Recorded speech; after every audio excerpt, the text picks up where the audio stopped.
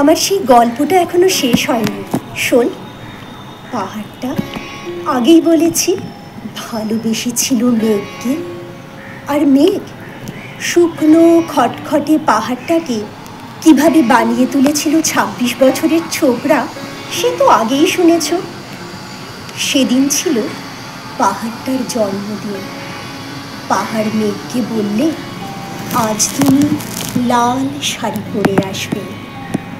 মেঘ পাহাড়কে বললে, আজ তোমায় স্নান করিয়ে দেব চন্দন জলে।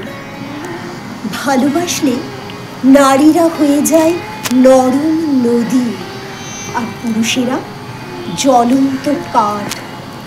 সেইভাবে মেঘ ছিল পাহাড়ের আলিঙ্গনের আগুন, আর পাহাড় ছিল মেঘের ঢেউ জল। হঠাৎ আকাশ জুড়ে বেজে উঠল ঝড়ের জগঝম্প। ঝাঁকড়া চুল উড়িয়ে ছিনতাইয়ের ভঙ্গিতে ছুটে এলো এক ঝাঁক হাওয়া। মেঘের আঁচলে টান মেরে বললে, ওঠ ছুরি, তোর বিয়ে। এখনো শেষ হয়নি গল্পটা। বজ্রের সঙ্গে মেঘের বিয়েটা হয়ে গেল ঠিকই, কিন্তু পাহাড়কে সে কোনো দিনই ভুলতে পারল না।